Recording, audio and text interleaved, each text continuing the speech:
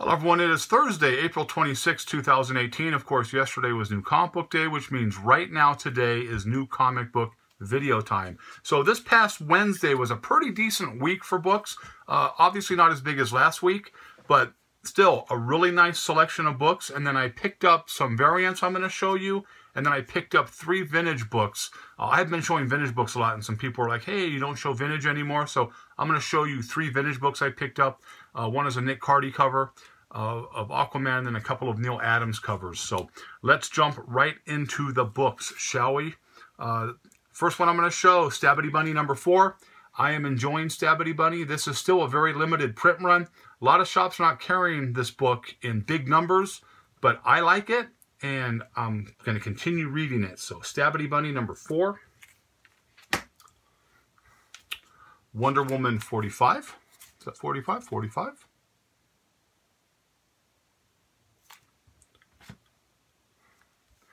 Detective 979. I saw this cover and I thought, this is a pretty nice cover. Not looking too good for Robin, but I thought the cover was really, really nice. Like the colors, like just the whole look of the cover. So there was that.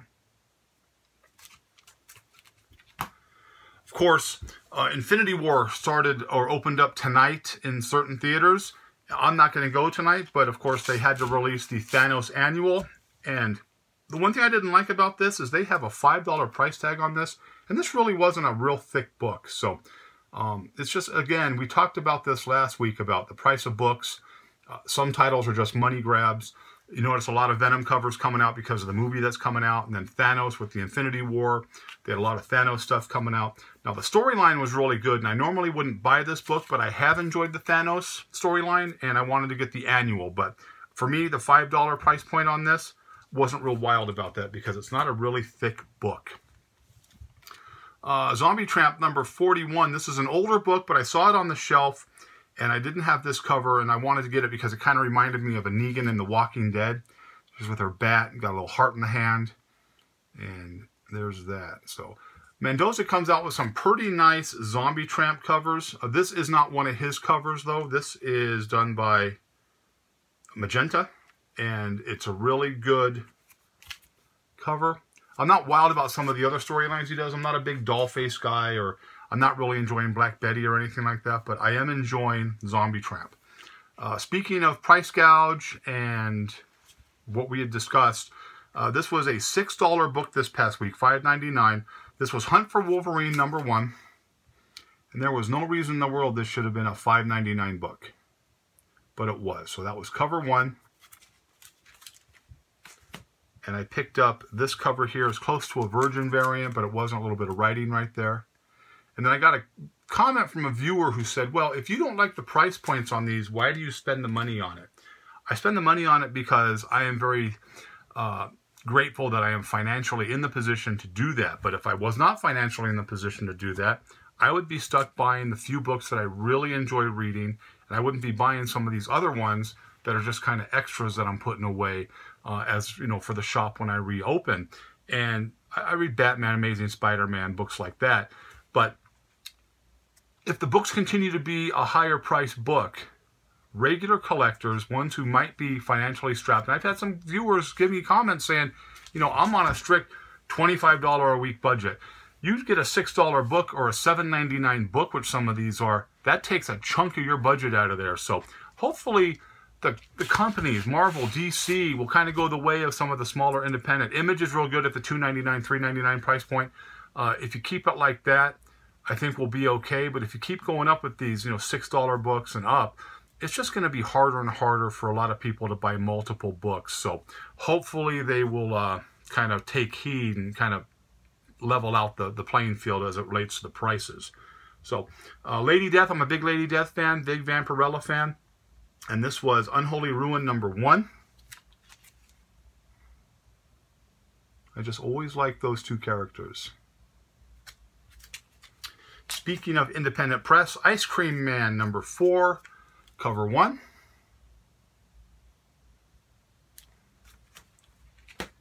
Cover 2. This is the Virgin variant that was on the shelf. Now, a lot of people, this is kind of a weird story to read. I'm enjoying it, but a lot of people I talk to at the shop were like, you know what, I'm not reading that anymore because it just kind of got too weird for me. I wasn't enjoying it.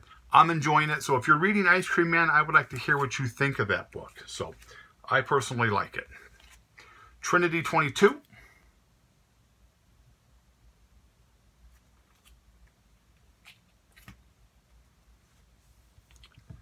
This is a fourth printing. I very seldom do fourth printings, but this is Amazing Spider-Man 794. And I kind of told myself that I'm going to buy the different covers as it leads up to 800 because I'm enjoying the storyline and I've always liked Amazing Spider-Man. So I thought, you know what, if they're going to come out with multiple covers as it leads up to the big book, I'm just going to buy them just for the collection and for the run. So this was a fourth printing right here. And a Amazing Spider-Man 798 second printing. Red Goblin action right there. So I picked up a couple variants, and these were the variants that I picked up. Give me 1 second here. I will go, so Weapon H number 1. It's a different variant than ones they had last week. Again, money grab type of thing. But this is kind of leads into like the Wolverine Weapon H, and I like that. So we had the claws, so I picked those up, and this is another one. Weapon H number 1, different style. Got them at a good price, that's why I bought them. I'm not going to spend big money for these particular variants. Although there is a 181 variant that's selling pretty good online right now, anywhere between $35 and $50. So Peter Parker, Spectacular Spider-Man 303. Getting his head squeezed right there. Kind of reminded me of the same thing. A few years ago, they did a Daredevil book where Hulk is squeezing Daredevil's head. I enjoyed that, so I saw this and just picked it up. I got that at a really good price again. And then my favorite book variant of the week, Mighty Thor 706. Venom grabbing Spider-Man right there. I just thought it was really cool. The cross on top of the church, the rain. Just really, really good stuff right there.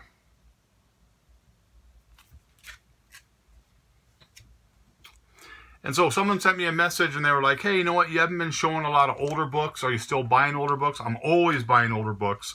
And I thought I would show a couple today. So these first two are a couple of Neal Adams covers. We've discussed the fact that, 60s, 70s Neal Adams are getting harder and harder to find, especially in mid-grade and up. So I always said that if I see something like that, I can get at a decent price. I'm going to buy it. So first one is DC Special number 11. Beware the Monsters Are Here. This is a Neal Adams. I rated this a Fine Plus. This is 64 pages, so it was a quarter back in 1971. Why can't we get a big book like this for a quarter anymore?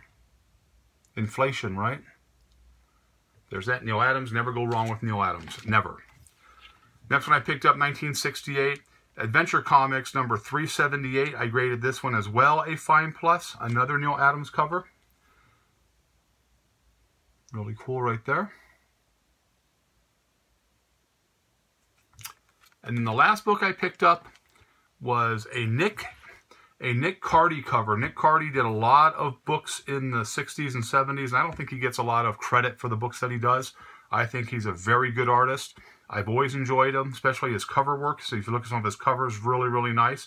I was real lucky to get this one. Very happy. This is a Aquaman number 37. Graded it a very Fine Plus. Let me take this out of the holder right here. Really nice book right there. And a viewer had asked me once what kind of holder this is. So when I do a Silver Age book or an early Bronze book, and I'll put it in Mylar, I'll use two backing boards, two Silver Age backing boards. I'll put a piece of Mylar on it, and then I will use a Golden Age top loader.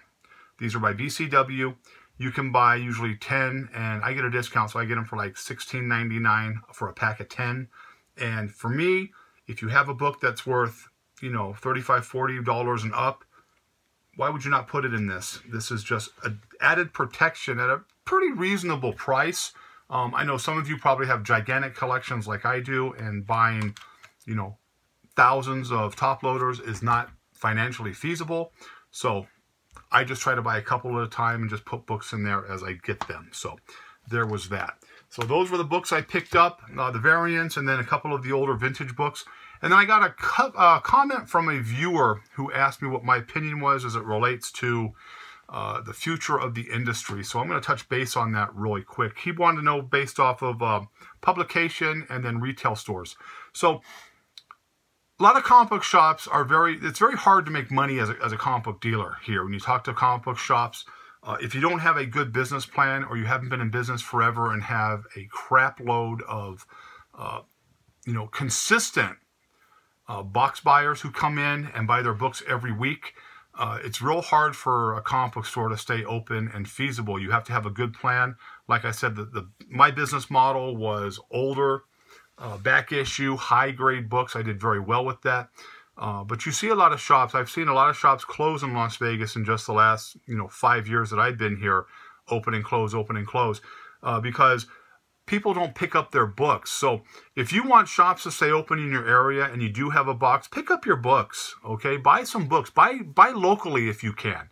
Go to a comic shop. Spend $15-20 a week if you can and give them some of your business. I know it's easy for people to buy things online, and a lot of people like to do that, but you got to give your local shop business. If you don't give your local shop business, there's going to be no more local shops, and everything is going to be online.